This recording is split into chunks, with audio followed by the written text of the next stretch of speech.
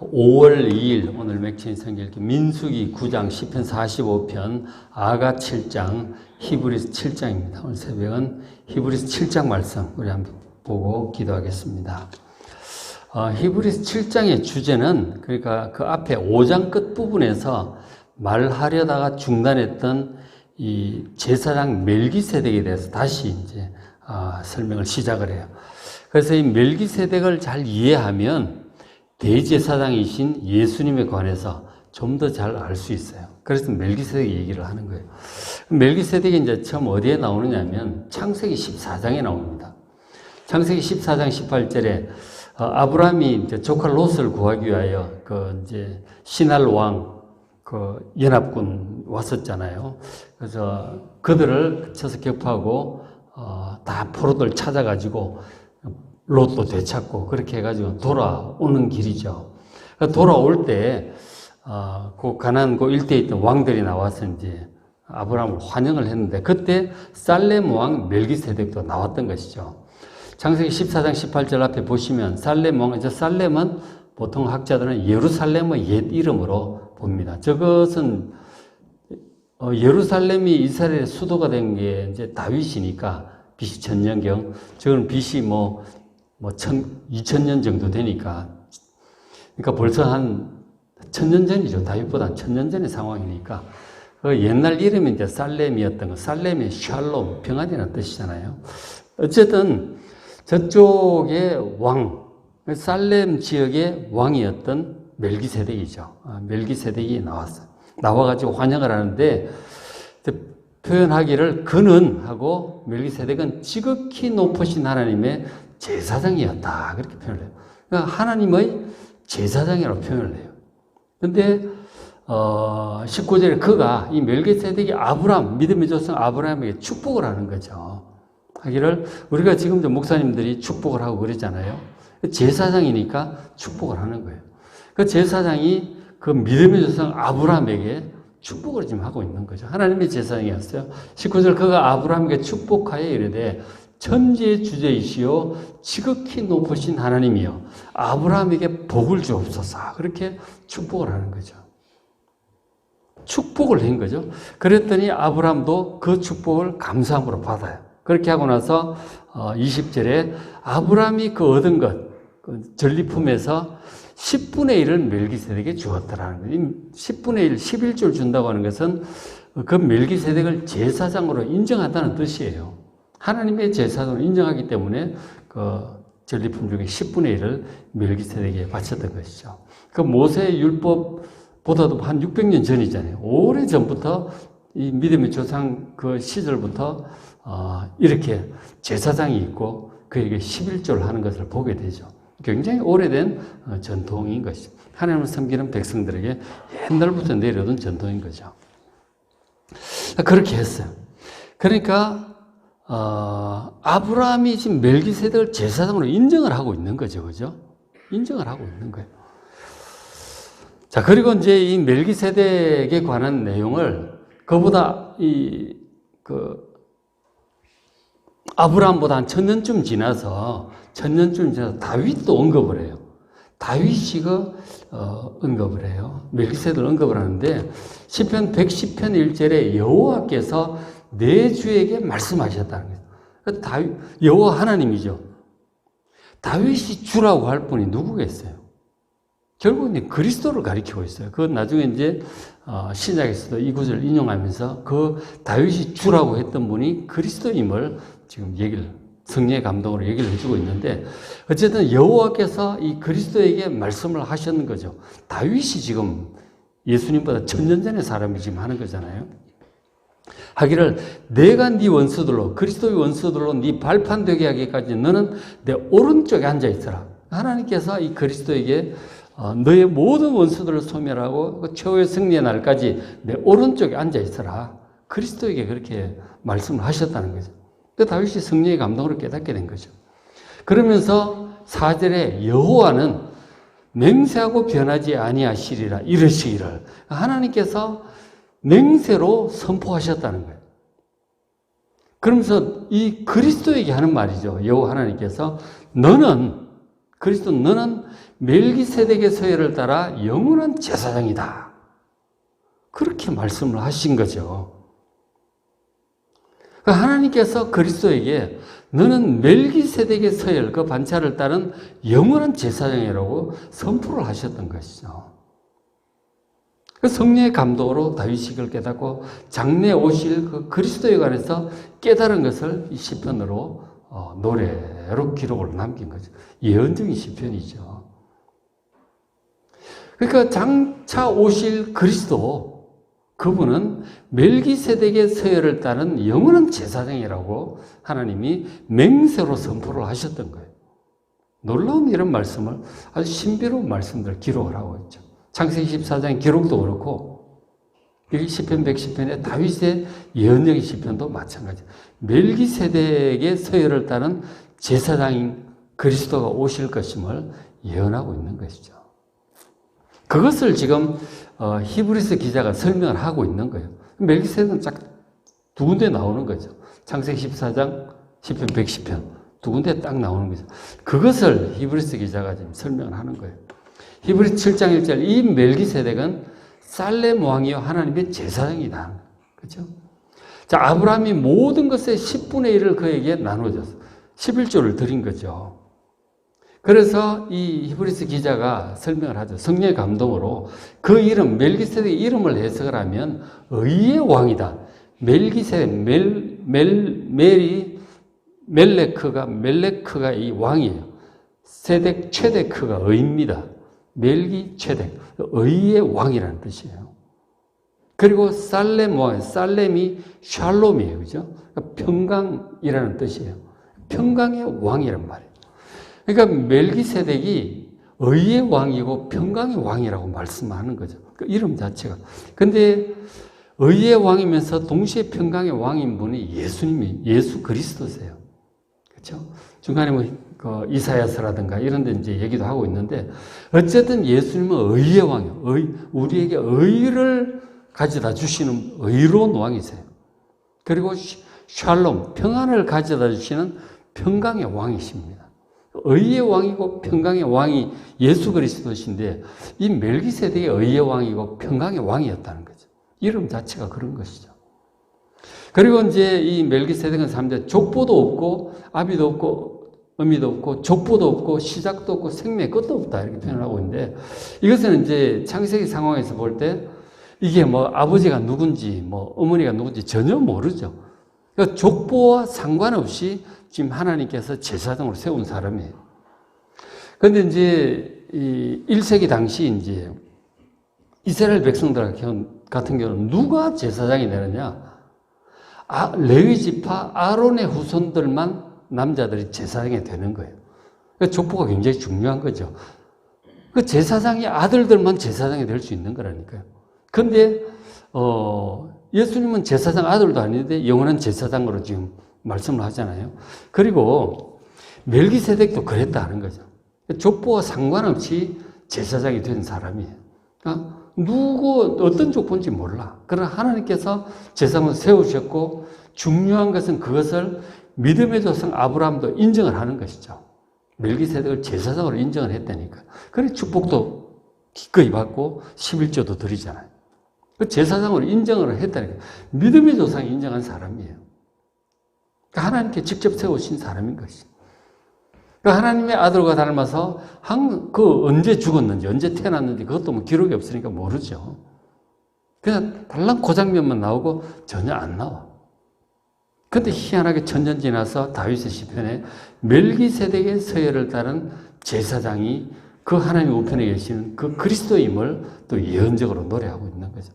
참 신비한 일이죠. 그래서 이 멜기세덱은 전체적으로 볼 때 하나님 아들과 굉장히 닮아 있다 하는 거죠. 하나님의 아들 장차 오실 그리스도의 예표적인 인물이었다는 것을 지금 이제 히브리서 기자가 성령의 감동으로 설명을 해주고 있는 것이죠. 그러니까 예수님의 모습을 거기서 볼 수가 있는 거예요. 예수님의 모습을. 족보를 따르지 않고 하나님이 직접 세우신 바, 그리고 조상 아브라함보다 그 위에 있는, 영적으로 높은 위치에 있는 거죠. 그러니까 축복을 하고 11조를 받는 것이죠. 그게 지금 멜기세덱이었고 예수님이 그런 계열로 제사장이 되셨다는 거죠. 비록 예수님은 레위 지파 아론의 후손은 아니지만 이 멜기세덱 같은 그런 계통으로 하나님께서 친히 세우신 제사장이다. 그 설명을 지금 해주고 있는 것이죠. 그러니까 레위 지파 아론의 후손도 아닌데 왜 예수님 제사장이라고 자꾸 얘기를 하니까 이걸 얘기를 해주고 있는 거예요. 그런 제사장이 이전에 이미 아브라함 이전부터 있었다는 것이죠. 그래서 이제 그 11절에 보면 레위 계통의 제사 직분으로 말미암아 온전함을 얻을 수 있었으면 그 레위 계통의 제사장은 레위 지파 중에 아론의 후손 남자들이 전부 제사장이 되잖아요. 레위 계통의 제사 직분은 바로 아론 계열의 제사장들을 얘기하는 것이죠. 그 제사 직분으로 말미암아 온전함을 얻을 수 있었다면, 백성들이 있었다면 다른 제사장이 필요 없죠. 그죠? 그리고 이제 백성이 그 아래서 율법을 받았잖아요. 그 레위 지파의 모세와 아론을 통해서 중재자로 해서 하나님께서 율법을 주셨고, 그 율법을 따라 세워진 제사장이 이제 레위 지파 제사장들이죠. 지금 예수님 당시에 온 1세기까지 쭉 내려오던 이제 그 제사직분이고 율법이에요. 그게 다 레위 계통 모세와 아론을 통해서 주어진 율법이고 거기에 따라 세워진 제사장인 거죠. 그렇게 했는데, 그렇게 해서 그 백성들이, 이스라엘 백성들이 죄를 깨닫고 죄를 짓고 깨달았을 때 이제 예물을 가져오잖아요. 속죄제물, 화목제물을 가져와요. 번제를 가져옵니다. 하나님께 드리고 속죄함을 얻고 돌아갔죠. 하나님의 관계가 그렇게 회복될 수 있도록 그렇게 하셨어요. 그것은 그리스도가 오실 때까지 임시적으로 이제 그렇게 하신 거죠. 근데 거기서 온전함을 얻을 수는 없었다는 것이죠. 온전함을 얻을 수는 없었다는 거예요. 그래서 이 죄를 온전히 해결할 다른 제사장 그리고 다른 제물이 필요했던 것입니다. 그래서 오신 분이 바로 그리스도인데, 그래서 어쨌든 우리를 온전히, 이 죄 문제를 온전히 해결할 제물, 온전히 해결할 그 제사장, 그 제사장이 오셔야 했고, 그리고 그 근거가 되는 이 율법도 결국 바꾸어질 수밖에 없는 것이죠. 복음으로 바꾸어질 수밖에 없는 것이죠. 레위 계통의 제사장이 온전한 제사장인 그리스도로 바꾸어져야 이 속죄와 이 구원이 온전하게 이루어지는 것입니다.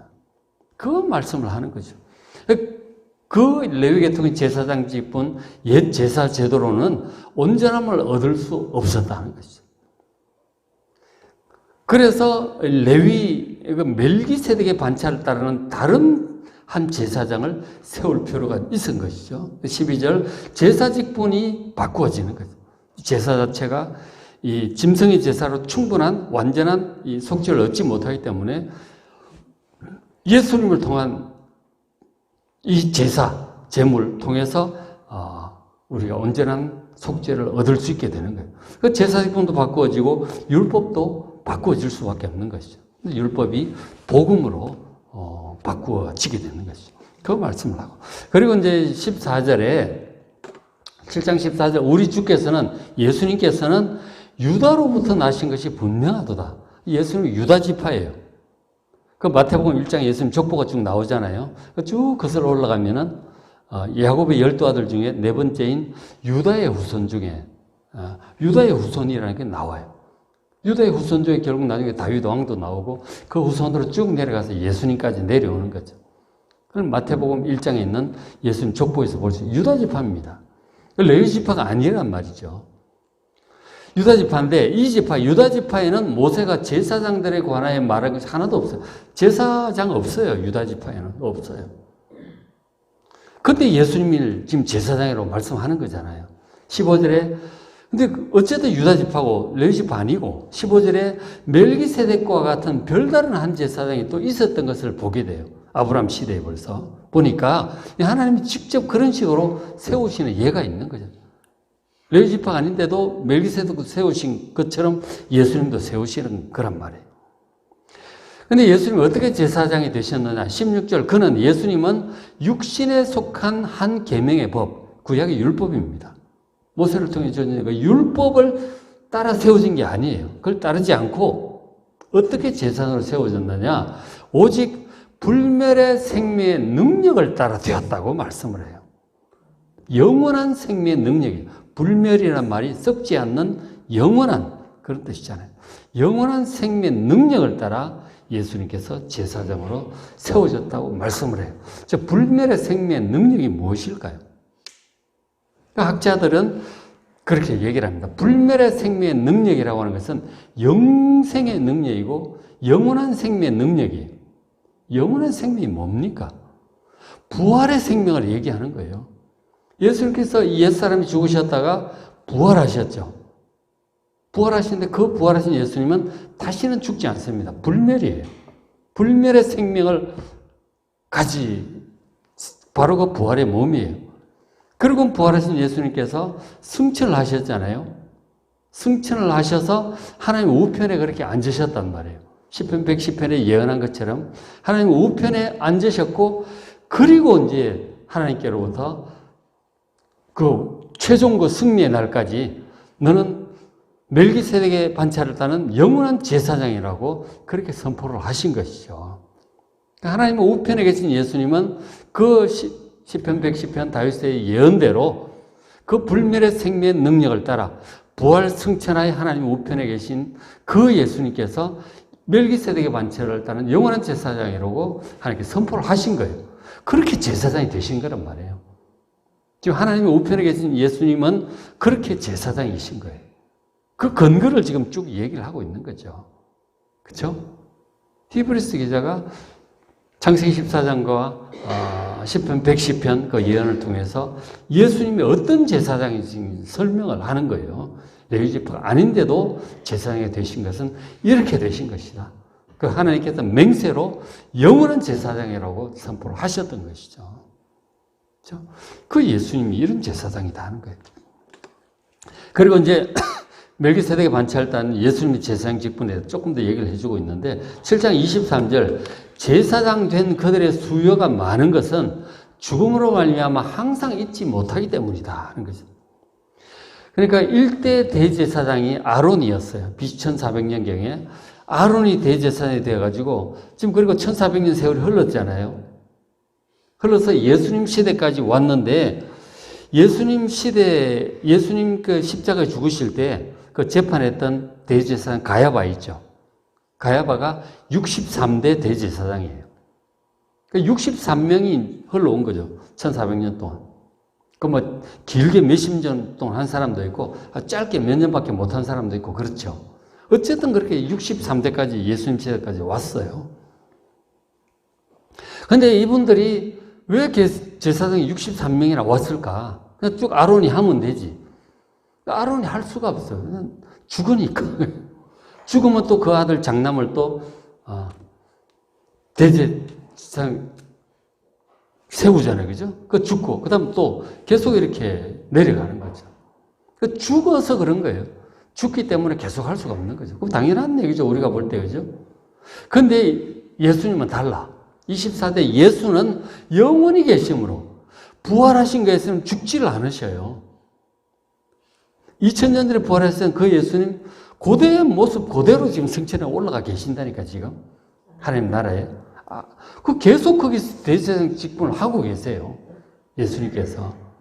우리의 죄 문제를 전체적으로 책임을 지시고 지금 해결을 하고 계시는 거죠. 그래서 그 제사장 직분이 바뀌질 않아. 더 이상 다른 대제사장이 필요가 없어요. 예수님이 안 죽으시기 때문에 그런 거예요. 그죠? 갈리지 않습니다. 25절, 그러므로 자기를 힘입어 하나님께 나아가는 자들, 그리스도인들을 얘기하는 거죠. 이 그리스도인들을 온전히 구원하실 수 있어요. 그 이유는 그가 예수님이 항상 살아계시는 거예요. 그래서 그들을 위하여, 그리스도인들을 위하여 간구하시기 때문이죠. 그 대제사장 예수님, 죽지 않는 그 예수님, 하나님의 우편에서 하나님 맹세로 대제사장 되셨잖아요. 그 예수님께서 우리를 위해서 항상 간구하시고 대언하고 계심을 믿으시기 바랍니다. 그래서 이 죄 문제, 우리의 죄 문제 걱정할 필요가 없어요. 더 이상 뭐 짐승을 잡고 소를 잡을 필요도 없죠. 예수님께서 당신의 생명으로 온전한 제사를 드리신 거예요. 그리고 그것을 근거로 하나님 우편에서 지금 우리를 위해서 하나님께 대언하고 계세요. 여러분, 허물 있어요. 우리의 허물, 실수가 있습니다. 마음이 아프죠. 스스로 생각해도 내가 왜 이거밖에 안 될까? 난 이건 왜 못할까? 왜 또 이런 실수를 했을까? 자기 허물과 약점으로 인해서 주변의 사람들에게 고통을 주죠. 그러니까 하나님 앞에도 죄송하고 그런 것들 생각 마음이 아프고 위축이 돼요. 그래서 그때마다 하나님 우편에 살아계시는 대제사장을 의지하시기 바랍니다. 기도하시기 바랍니다.